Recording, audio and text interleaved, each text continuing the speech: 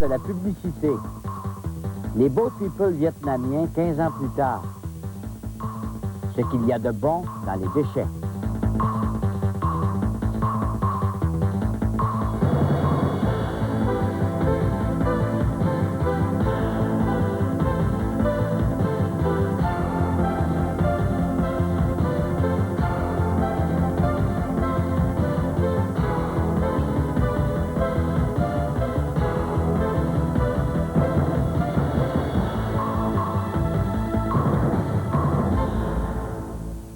Madame, monsieur, bonsoir. C'est une journée d'automne au temps incertain. On nous promet de la pluie avant la fin de l'émission. Et nous vous accueillons quand même avec plaisir pour vous présenter ce que nous avons préparé pour vous cette semaine. Un menu varié comme à l'accoutumée, parce que ce qui nous intéresse se retrouve dans des champs totalement différents. Par exemple, ce soir, le monde de la publicité et sa vedette incontestée de l'heure, le comédien Benoît Brière, qui n'est pas que le monsieur B d'une compagnie de téléphone bien connue, mais qui est aussi un comédien à l'éventail de possibilités immenses.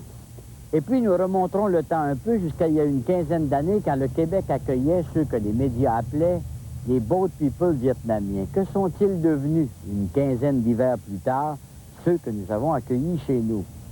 Et puis, finalement, nous rendrons visite à celles et ceux qui s'intéressent à ce que vous et moi considérons comme des déchets. À tout de suite.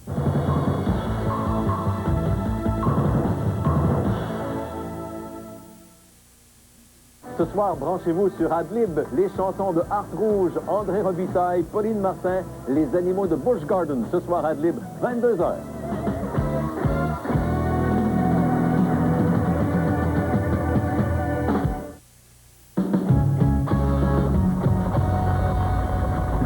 Et ça fait 20 ans que t'es coincé sur le banc d'en arrière avec le chien. Il est temps que ça change. Hein? Ton concessionnaire Chevrolet Géo Oldsmobile t'offre la Géométro 3 portes 1994. Une championne de l'économie d'essence. Avec boîte manuelle 5 rapports, suspension indépendante aux 4 roues à seulement 7 994 $. La Géométro, toi au volant, en arrière les parents, avec le chien. Passez chez votre concessionnaire Chevrolet Géo Oldsmobile. Personne ne vous en offre autant.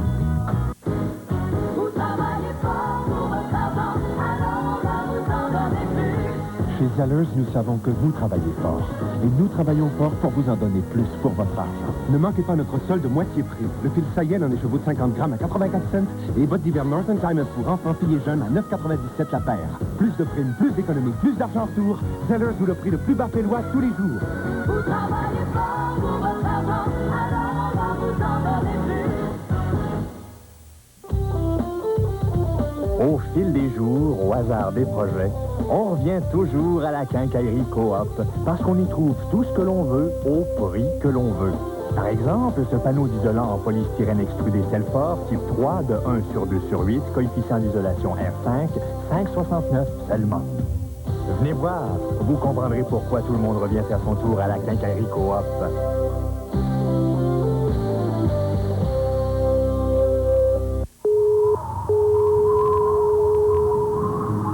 Convectaire, un chauffage efficace, une qualité garantie. Convectaire, confort et sécurité. Convectaire ne fait pas de bruit. Un choix de modèle pour tous les décors. Une chaleur douce et uniforme. Convectaire, ça chauffe. Marché Richelieu? Pourquoi? Pour le bœuf mérite. En plus, mon boucher connaît très bien ma coupe. Pour les emplettes de tous les jours, c'est à côté. C'est toujours frais. Non, mais nos petits soupers nous coûtent vraiment pas cher. Et encore? Mais pour la marque Richelieu, il y a du choix puis des super de bons prix. En tout cas, l'achat, j'en profite à grande vente. C'est tout. Ben non, c'est là que je trouve mes idées de recettes. Des idées de recettes? Marché Richelieu, mon marché de tous les jours. Nous devons trouver pourquoi tous ces gens s'empressent d'acheter des obligations d'épargne du Canada. Des indices? Elles sont sûres, encaissables en tout temps. Encaissables? Regardez ceci. Elles offrent un bon rendement. C'est une combinaison gagnante. Voilà pourquoi tant de gens les achètent chaque automne. Brillant. Élémentaire, mon cher, élémentaire. Investir n'est pas un mystère avec les obligations d'épargne du Canada. Achetez les vôtres du 3 octobre au 1er novembre.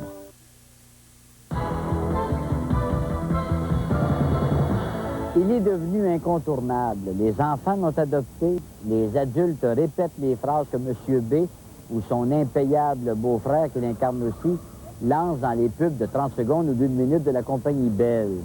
Il faut dire que la compagnie a les moyens de nous le faire voir souvent et que ces capsules, au point de vue de la création artistique et technique, sont de purs chefs-d'œuvre. D'ailleurs, il y a 2 semaines encore, il remportait un autre prix, le Grand Mondial 1994, de publicité francophone. Car le talent premier qui explose à l'écran et qui fait qu'on regarde cette pub même quand ça fait 100 fois qu'on la voit, c'est celui de Benoît Brière. Les comédiens, de façon générale, n'aiment pas être identifiés à une publicité. On n'aime pas se faire dire qu'on a une tête à shampoing ou à dentifrice. Et c'est, en général, un moyen de gagner sa vie. Mais Benoît Brière, lui, a su, avec brio, se servir de la publicité pour faire connaître un talent qui existait déjà dans l'ombre et dont on n'a pas fini d'entendre parler. Vous appelez votre mère assez souvent? Pas si souvent que ça. Tout le monde connaît M. B. Depuis presque 2 ans, 18 messages publicitaires nous présentent tour à tour un nouvel épisode de sa vie.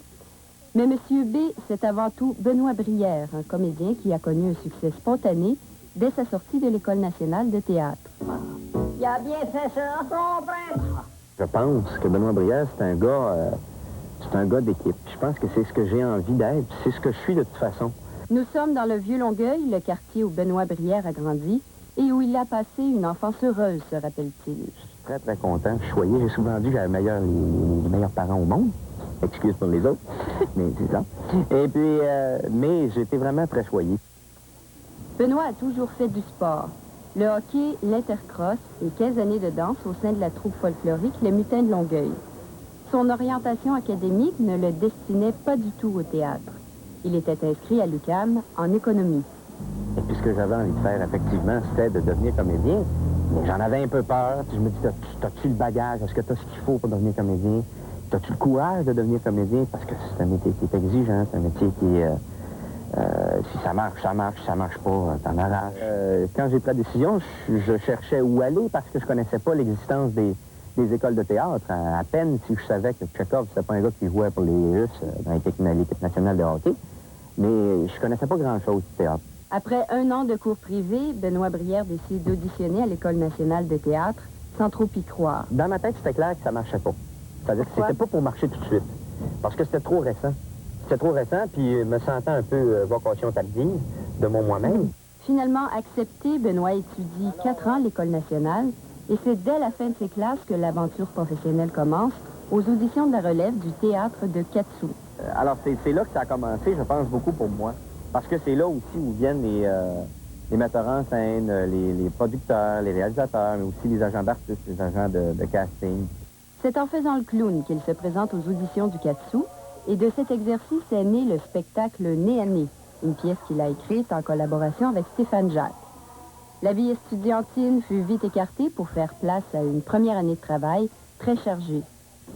J'étais très chanceux parce que j'ai fait 6 pièces de théâtre dans une production une année de production qui en principe n'en compte que 5 par théâtre. J'ai fait 6 productions, dont un théâtre pour enfants et un théâtre aussi pour adolescents à la NCT. Mais j'étais très chanceux, parce qu'il reste que le théâtre, même si j'aime beaucoup le cinéma, même si j'aime beaucoup la télévision, il reste que c'est mon dada.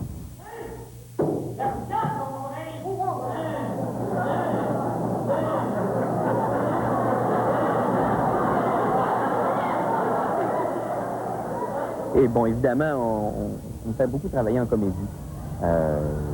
C'est sûr que j'aimerais travailler plus de drame, mais bon, j'avais déjà un peu la réputation, si tu veux, en sortant de l'école, d'être un comique. Fait qu'on va y faire jouer des comédies. Mais c'est correct, c'est parfait, j'adore ça.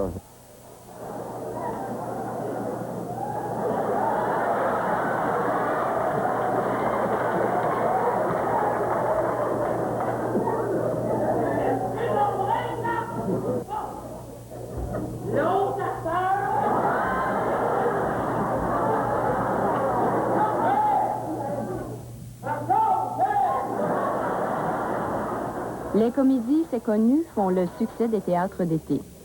Benoît a joué à Kings et Falls l'été dernier dans le Grand Gala. Du théâtre burlesque où le scénario n'est pas très important, ce qui laisse beaucoup de place aux performances d'acteurs. Dans 3 minutes? Tout le monde. Bon, hey, on est sur le mer, là, dans 3 minutes. Quelques perruques, quelques-unes. Il y en a déjà 4 sur la tête du monde, là.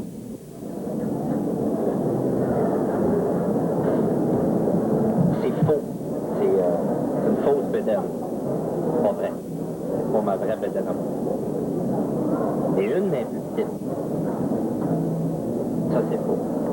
Je pense que on m'a beaucoup attribué le caractère d'un acteur physique. Et ça me déplaît pas du tout parce que c'est ce que j'aime faire aussi, beaucoup. C'est sûr qu'on va me demander de jouer physiquement un rôle. Là où, surtout, c'est un rôle de composition où je dois me changer, me transformer physiquement, c'est très intéressant pour moi. Et on m'offre beaucoup ces rôles-là, parce qu'on sait que, j'imagine que j'aime ça et puis que je risque de rendre ce qu'on me demande. Mais c'est quelque chose qui, effectivement, m'intéresse énormément, le jeu physique.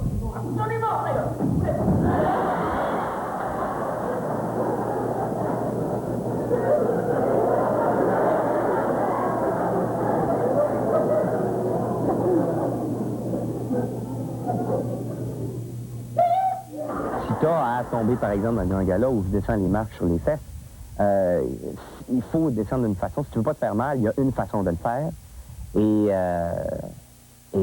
c'est rythmé, c'est précis. Et si ce n'est pas précis, c'est là où tu te vas te faire mal. Et donc, cette précision-là, je l'ai acquise probablement via la danse.